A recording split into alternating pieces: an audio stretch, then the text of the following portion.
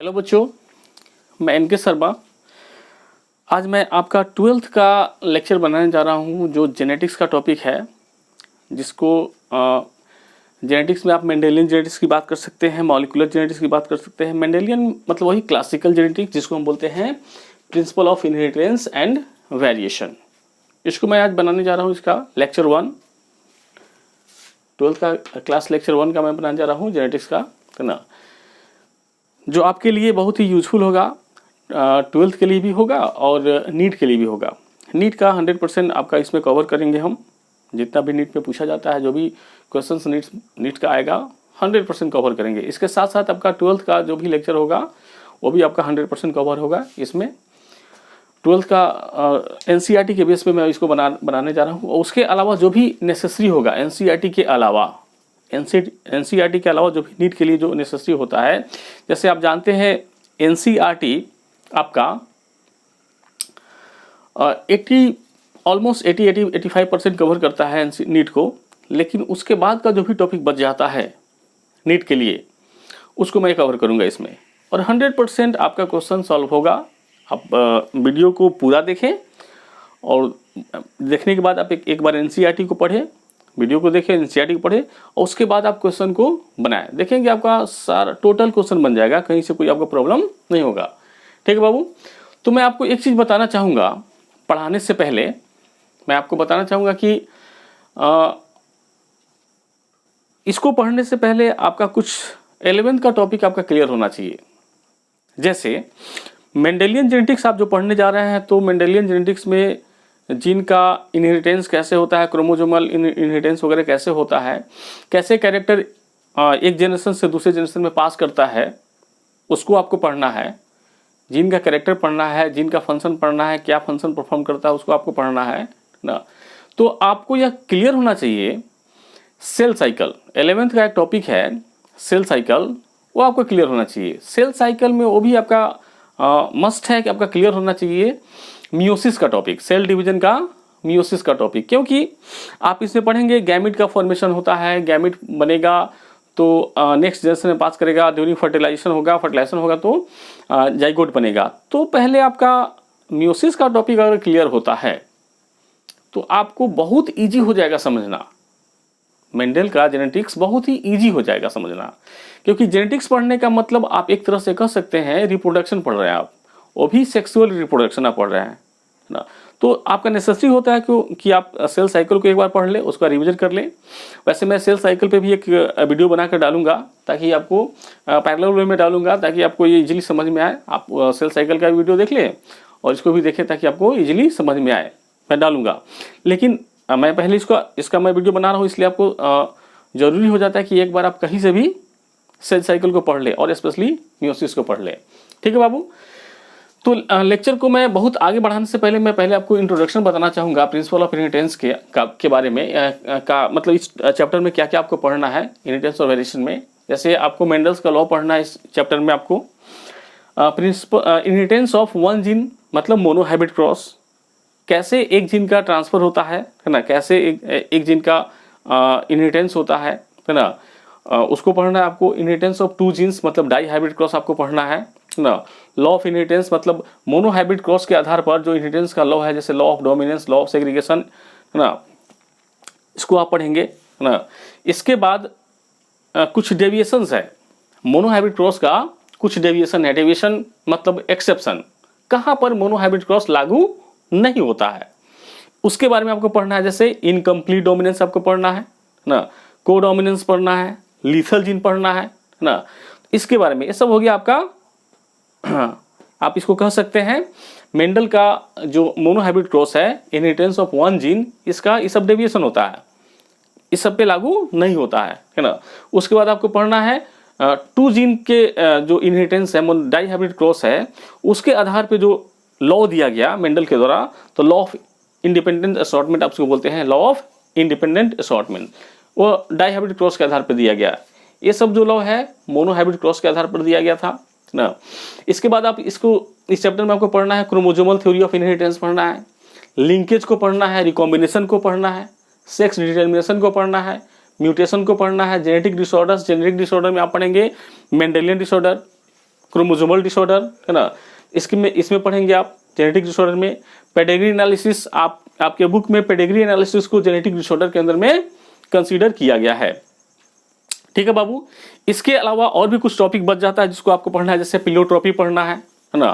Pleiotropy को आपको पढ़ना है, जो प्लियोट्रॉपी के बारे में आपके एनसीईआरटी बुक में बहुत ही कम दे रखा है। उसके बाद कंप्लीमेंट्री जीन एक्शन को पढ़ना है ना। तो ये सब आपका कुछ टॉपिक हो गया जो आपको पढ़ना है यहाँ पर जेनेटिक्स में, मतलब चैप्टर 5 में। जेनेटिक्स क्या, जो चैप्टर 5 है जेनेटिक्स में आप principles of inheritance and variation को भी पढ़ेंगे, और उसके बाद उसके अलावा मॉलिक्यूलर जेनेटिक्स को भी आप पढ़ेंगे। ठीक है बाबू।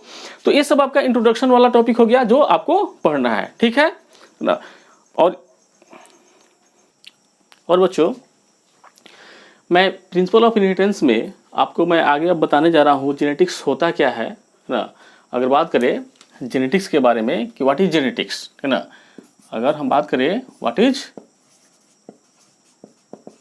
जेनेटिक्स, सिंपली इसको हम बोल सकते हैं it is study about the heredity and variation. Genetics का मतलब हेरिडिटी और वेरिएशन के स्टडी को हम जेनेटिक्स बोलते हैं। आप कहीं कहीं ऐसे भी लिखा हुआ देख सकते हैं, it is study about all about the genes, मतलब उसको जेनेटिक्स, मतलब जीन के बारे में हर चीज़ को स्टडी करना उसको जेनेटिक्स कहते हैं। कई बुक्स में ऐसा लिखा हुआ मिल जाएगा आपको, कहीं इसको सही, कुछ लोग नहीं भी बोलते हैं कि सही नहीं है, लेकिन उसको आप कह सकते हैं, है ना। तो it is study about heredity and variation. Heredity और वेरिएशन के स्टडी को आप जेनेटिक्स कहते हैं। हेरिडिटी और वेरिएशन। हेरिडिटी होता क्या है? हेरिडिटी वंशागति या अनुवांशिकी, है ना। तो आप हेरिडिटी की अगर बात करते हैं तो वंश उसको बोल सकते हैं वंशाक्रम, मतलब वंश में चलने वाले, है ना, वंश में गुणों का जो ट्रांसमिशन होता है, जो कैरेक्टर का जो ट्रांसमिशन होता है, संचार होता है गुणों का, मतलब एक पीढ़ी से दूसरे पीढ़ी में, एक पीढ़ी से दूसरे पीढ़ी में जो कैरेक्टर पास करता है, जो गुण जाता है, उसी को बोलते हैं हेरिडिटी। हेरिडिटी का सिंपल अर्थ होता है it is transmission of character from parents to offspring. Parents से ऑफस्प्रिंग में जो गुण जाता है, कोई भी कैरेक्टर पास करता है, उसको बोलते हैं हेरिडिटी। ठीक बाबू। वंशागति मतलब वंश में चलने वाले गुण को, मतलब वंश में जो गुण का गति हो रहा है एक पीढ़ी से दूसरे पीढ़ी में, तो वंशागति। हेरिडिटी मतलब वंशागति, मतलब वंश में गुण का गति, that is called as heredity. Simple. ठीक है बाबू। सिंपल सी बात है, जब एक पीढ़ी से दूसरी पीढ़ी में जाता, मतलब वंश में गुण गया, कैरेक्टर पास किया। आप देखते होंगे जब एक छोटा सा बच्चा, जब न्यूली बॉर्न बेबी, जब मतलब एक बोल सकते हैं ना, छोटा बच्चा जब जन्म लेता है तो देखकर बोलता है, आदमी देखने वाले उसको बोलते हैं क्या कि इस बच्चे का आंख उसके बुआ पर गया है, इस बच्चे का नाक उसके दादाजी पर गया है, इसके चेहरे का बनावट उसके माँ पे है। मतलब इस तरह से कैरेक्टर की बात होती है। ठीक है ना। इस तरह से जो कैरेक्टर की बात होती है, मतलब उसका कैरेक्टर आया, उस जो ऑफस्प्रिंग में जो कैरेक्टर आया था उसके पिछले पीढ़ी से आया है, मतलब उसके बुआ से कैरेक्टर आया, उसके दादाजी से आया, उसके दादी से आया, उसके पापा से आया, उसके मम्मी से आया, कैरेक्टर आया। तो एक पीढ़ी से दूसरी पीढ़ी में कैरेक्टर पास हो रहा है, उसी को तो बोलते हैं heredity.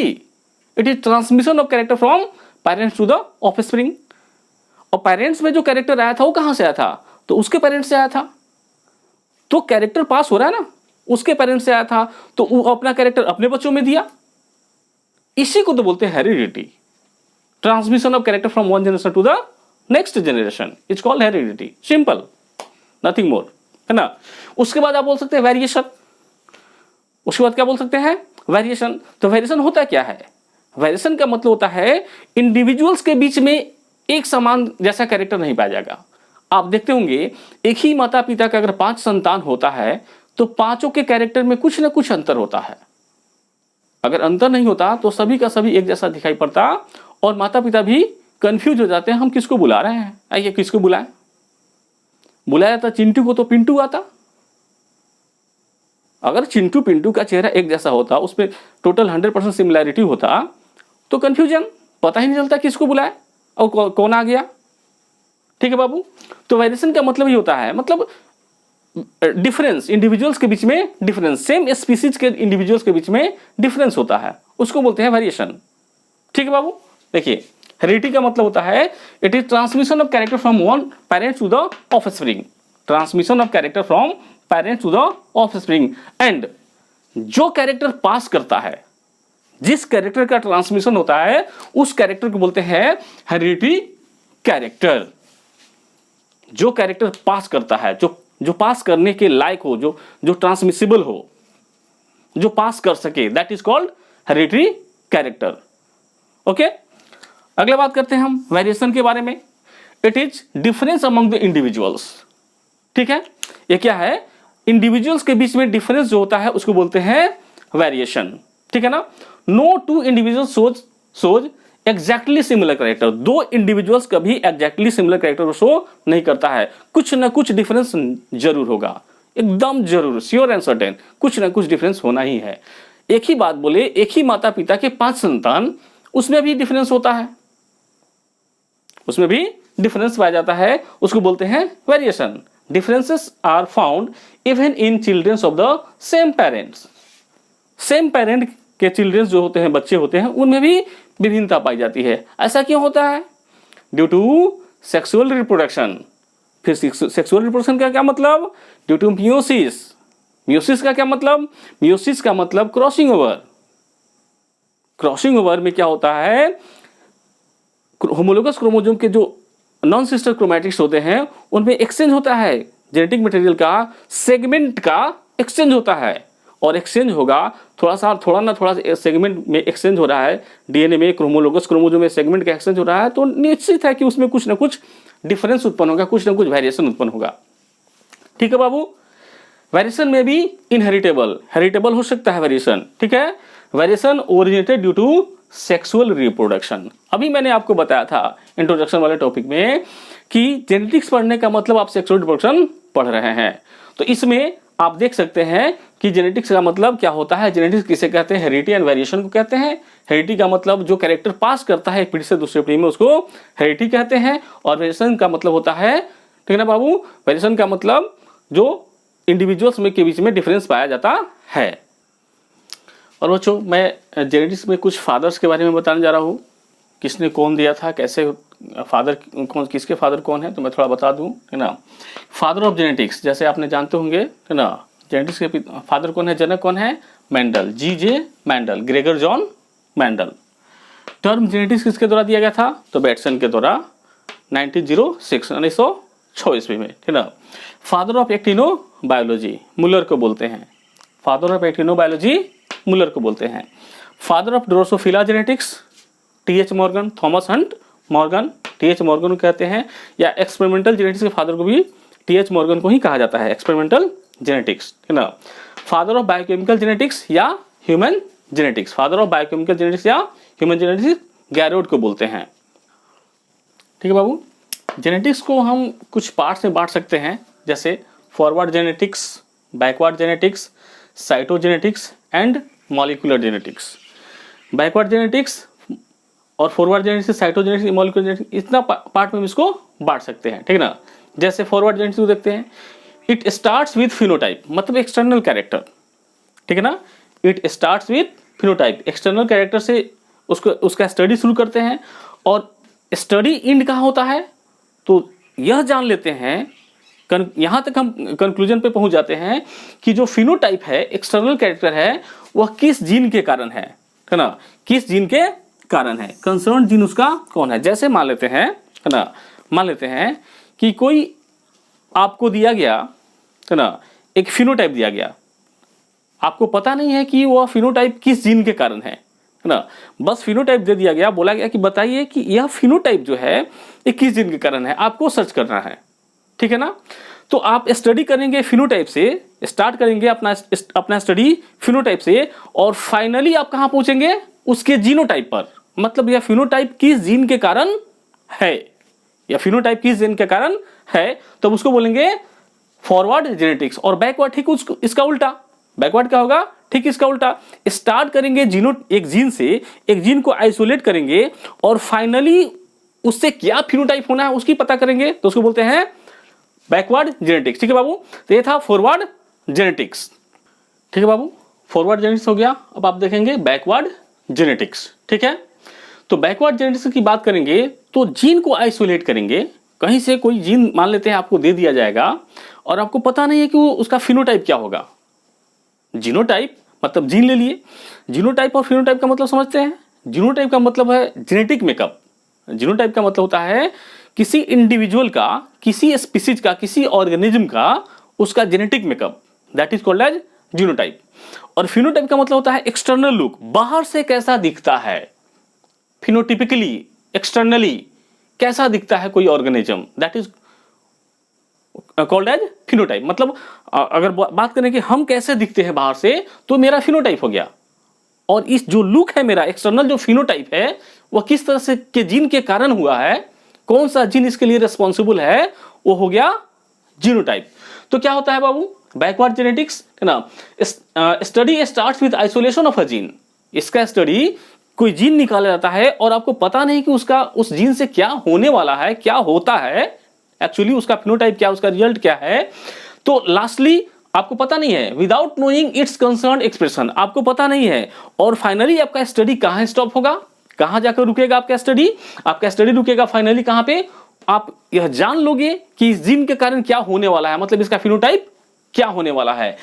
It ultimately ends by knowing it's phenotype, मतलब इसका एक्सटर्नल कैरेक्टर क्या होगा उसको आप जान लोगे, उसको बोलते हैं बैकवर्ड जेनेटिक्स। मतलब किसी भी जीन को लोगे और फाइनली उसका आप उसका उस जीन का क्या एक्सप्रेशन होने वाला है, क्या वो एक्सप्रेस करेगा, कैसा प्रोटीन बनाएगा, उसकी जानकारी आप प्राप्त कर लेते हो। उसको जब जान लेते हो तो बोला जाता है बैकवर्ड जेनेटिक्स। ठीक है बाबू, अगला है साइटोजेनेटिक्स। नेक्स्ट है साइटोजेनेटिक्स। साइटोजेनेटिक्स का मतलब होता है अगर हेरिडिटी और वेरिएशन का स्टडी, हेरिडिटी और वेरिएशन का स्टडी यदि आप सेलुलर लेवल पे करते हैं, है ना, सेलुलर लेवल पे करते हैं, सेलुलर बेसिस पे करते हैं, तो उसको बोलते हैं cytogenetics. It is the study of cellular basis of heredity and variation. It is study of, है ना, cellular basis of heredity and variation is called cytogenetics. ठीक है बाबू, यह टर्म साइटोजेनेटिक्स टर्म किसके द्वारा दिया गया था, तो मुलर के द्वारा दिया गया था। साइटोजेनेटिक्स टर्म किसके द्वारा दिया गया, तो मुलर के द्वारा दिया गया साइटोजेनेटिक्स टर्म। नेक्स्ट है मॉलिक्यूलर जेनेटिक्स। मैंने जो जेनेटिक्स का कुछ हम उसको कुछ टाइप में बांटे थे, कुछ क्लास में बांटे थे। एक था forward genetics, next backward genetics, उसका नेक्स्ट साइटो, एंड लास्ट था मॉलिक्यूलर जेनेटिक्स जो मैंने अभी आपको बताया था। तो मॉलिक्यूलर जेनेटिक्स का क्या मतलब होता है, अगर आप हेरिडिटी और वेरिएशन का स्टडी, अगर आप हेरिडिटी और वेरिएशन का स्टडी मॉलिक्यूलर बेसिस पे करते हैं, हेरिडिटी और वेरिएशन का स्टडी आप मॉलिक्यूलर बेसिस पे, मॉलिक्यूलर बेसिस कहने का मतलब होता है डीएनए के बेसिस पे करते हैं, आरएनए के बेसिस पे करते हैं, प्रोटीन के बेसिस पे करते हैं, तो उसको कहते हैं मॉलिक्यूलर जेनेटिक्स। जो आपका नेक्स्ट चैप्टर है मॉलिक्यूलर बायोलॉजी, जो आप पढ़ने वाले हैं नेक्स्ट चैप्टर में, अभी आप पढ़ रहे हैं principle of inheritance and variation, उसके बाद वाला जो टॉपिक है, जो चैप्टर है ना, वही है मॉलिक्यूलर जेनेटिक्स एक्चुअली। ठीक ना, it is the study of molecular DNA, RNA, protein, ठीक ना, molecular basis of heredity and variation is called molecular genetics. हाँ बच्चों, तो मैंने अभी आपको बताया है ना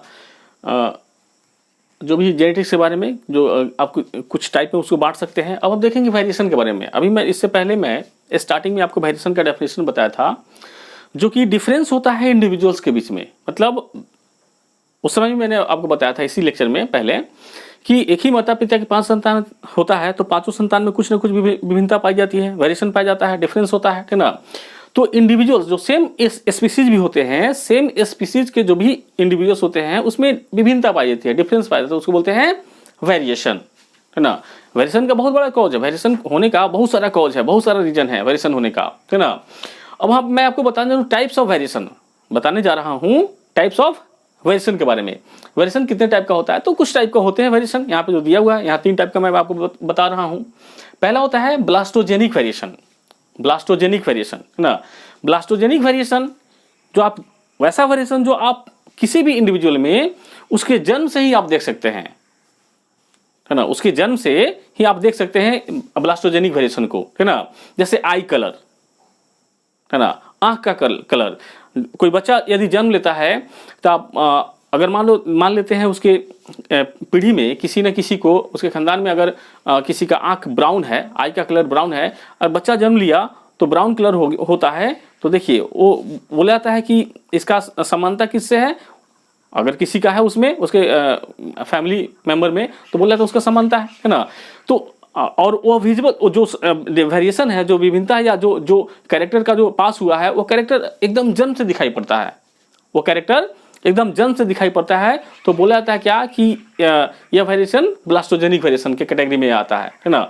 अगला है क्वांटिटेटिव वेरिएशन, उसको कंटिन्यूअस वेरिएशन भी कहते हैं या मैट्रिक वेरिएशन भी कहते हैं। क्वांटिटेटिव वेरिएशन को कंटिन्यूअस वेरिएशन या मैट्रिक वेरिएशन भी कहते हैं। क्वांटिटेटिव वेरिएशन जैसे कि जन्म के कुछ दिन बाद दिखाई पड़े, यह वेरिएशन जन्म के कुछ दिन बाद दिखाई पड़ता है, जैसे हाइट, इंटेलिजेंस। ठीक है बाबू, हाइट, इंटेलिजेंस, है ना। ऐसा तो नहीं है कोई बच्चा जन्म लेता है और जन्म लेते ही 5 फीट का या 6 फीट का हो गया, वो तो जन्म के कुछ दिन बाद ही पता चलता है कितना हाइट हुआ उसका। और जन्म लेते तो पता नहीं चलता है ना कि उसका दिमाग कितना काम कर रहा है, उसका इंटेलिजेंस कैसा है। तो जन्म होने के कुछ साल बाद पता चलता है कि बच्चा बहुत ज़्यादा तेज है या बच्चा थोड़ा कम ब्रेन वाला है, उसका इंटेलिजेंस थोड़ा वीक है, ऐसा बाद में पता चलता है, ठीक ना। तो क्वांटिटेटिव वेरिएशन होता है जो जन्म के कुछ दिन बाद पता चले। अगला होता है क्वालिटेटिव वेरिएशन, या इसको बोलते हैं डिसकंटिन्यूअस वेरिएशन, ठीक ना। तो यह जो वेरिएशन है बाबू, यह वेरिएशन म्यूटेशन के कारण उत्पन्न होता है। क्वालिटेटिव वेरिएशन म्यूटेशन के कारण उत्पन्न होता है। तो ये था बाबू आज लेक्चर 1 में आपको बताया। यह बेसिक है जेनेटिक्स का, जो आप क्लासिकल जेनेटिक्स आप कहते हैं या मेंडेलियन जेनेटिक्स आप कहते हैं, उसका बेसिक है ना। क्लासिकल जेनेटिक्स, मेंडेलियन जेनेटिक्स का, मेंडल का लॉ या मेंडल का कितना नियम है जो भी है ना, उसका कितना जो भी क्रॉस है मेंडल का, मोनोहाइब्रिड क्रॉस या डाइहाइब्रिड क्रॉस, उस वहाँ तक पहुँचने से पहले थोड़ा हमें बेसिक पढ़ना है। अगर हम बेसिक नहीं पढ़ेंगे तो वह सब कुछ समझ में नहीं आने वाला आपको। और मैं दावे के साथ कह सकता हूं कि यह बेसिक आपके लिए बहुत जरूरी है, और इस बेसिक से भी नीट में क्वेश्चन आता है। इस बेसिक से भी नीट में क्वेश्चन आता है, जो मैं बेसिक अभी 2-3 लेक्चर में आपको पढ़ाऊंगा। और यह बेसिक अगर आपको समझ में आ गया तो बाकी का आगे का टॉपिक पढ़ने में आपको परेशानी नहीं होगी, और इस बेसिक से बहुत सारा क्वेश्चन सॉल्व होगा। मैं सॉल्व करके दिखाऊंगा। नीट में जो भी क्वेश्चन पूछा हुआ है, या नीट से पहले जो AIPMT हुआ करता था उसमें जो भी क्वेश्चंस पूछा हुआ है, मैं आपको यहाँ पे सॉल्व करके दिखाऊंगा, आपको मैं बना के दिखाऊंगा। ठीक है बाबू, तो आप मेरे वीडियो को पूरा देखें, शुरू से अंत तक देखें, और मेरे सभी लेक्चर को देखें, आपको बहुत बेनिफिट होगा। और 100% मैं गारंटी देता हूँ नीट का एक क्वेश्चन बनेगा आपका इसमें।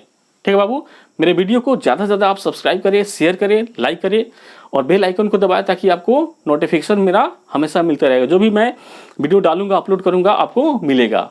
चलिए, थैंक यू।